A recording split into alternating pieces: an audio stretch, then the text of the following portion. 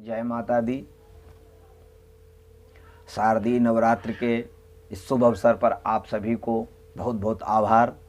मेरे इस YouTube channel के माध्यम से जो भी मेरे बंधु बांधव, यजमान भाई बहन प्रेरित हो रहे हैं, मुझे बहुत ही खुशी होती है जब वो कोई कमेंट करते हैं, कोई जिज्ञासा व्यक्त करते हैं और मुझे ये अवसर प्राप्त होता है अपनी बात रखने का।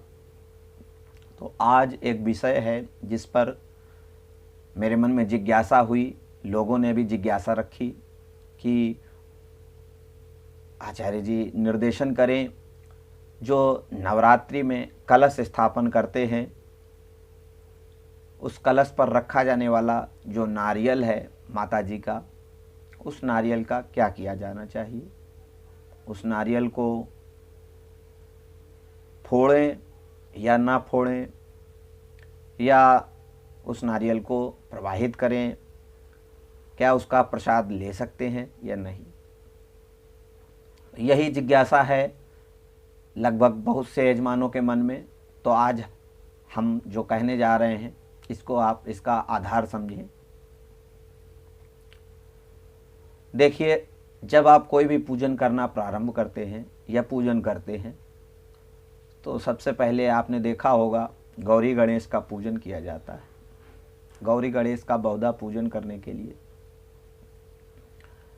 गांव में आज भी मिट्टी के पिंडोल लेकर के उसमें आवाहन किया जाता है और गौरी माता का आवाहन गाय के गोबर कहीं बना करके उसमें आवाहन किया जाता है। यह इसलिए था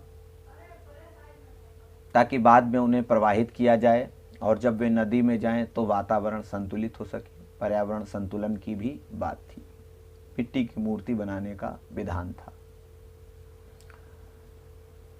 आज समय परिवर्तित हो चला है, अब सुपारी में भी आवाहन करने का विधान है। सुपारी इत्यादि में भी देवताओं का आकार बनाया जाता है और उनमें आवाहन किया जाता है।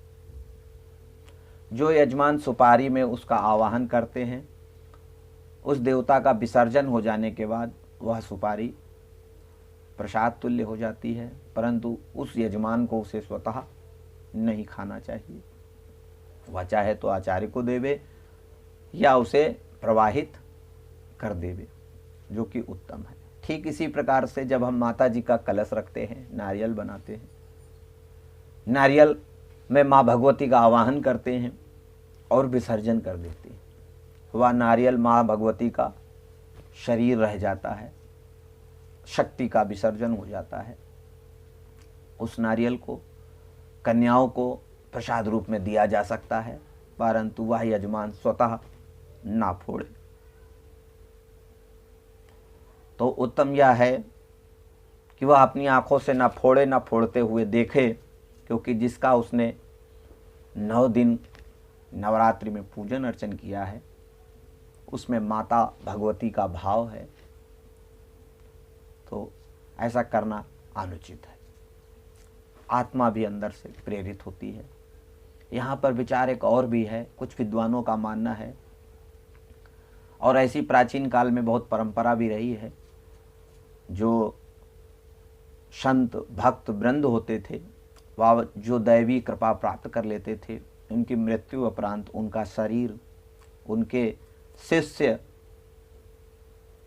जलाते भी नहीं थे, प्रवाहित भी नहीं करते थे, वरन उसे भोग रूप में खा जाते थे, वह दैवत्व प्राप्त करने के लिए। परंतु ऐसा करना कहीं ना कहीं दैवत्व की निशानी नहीं है। दैवत्व को प्राप्त करने के लिए राक्षसी प्रवृत्ति का प्रदर्शन है। अतः मेरा मानना जहाँ तक है कि माँ भगवती के बनाए गए स्वरूप में यदि कोई ऐसी वस्तु है जो खाने योग्य है, तो जिस यजमान ने उनका रूप पूजन अर्चन में प्रयोग किया है वह उसको न खाए। माँ भगवती के भक्त जिन्होंने पूजन किया है वह उसको ग्राह्य न करें, उसे प्रवाहित करें और यदि वो चाहें प्रवाहित ना करें तो वह अपने घर में उसे रख सकते हैं। माँ भगवती की कृपा का आभास कर सकते हैं। जिनके घर में शुद्धता है, घर में जिस स्थान पर पवित्रता है या मंदिर इत्यादि स्थान पर रख सकते हैं, जिससे कि उनके जीवन में सुख शांति समृद्धि रहती है। फिर अगला प्रश्न होता है कि पंडित जी अगले माह हम फिर कलश स्थापन करेंगे, फिर एक नारियल लाएंगे, तो भी इस नारियल का क्या करेंगे? तब आप पुराना नारियल प्रवाहित ही कर सकते हैं और नए नारियल में फिर पुनः माँ भगवती का आवाहन करके उन्हें स्थापित कर सकते हैं।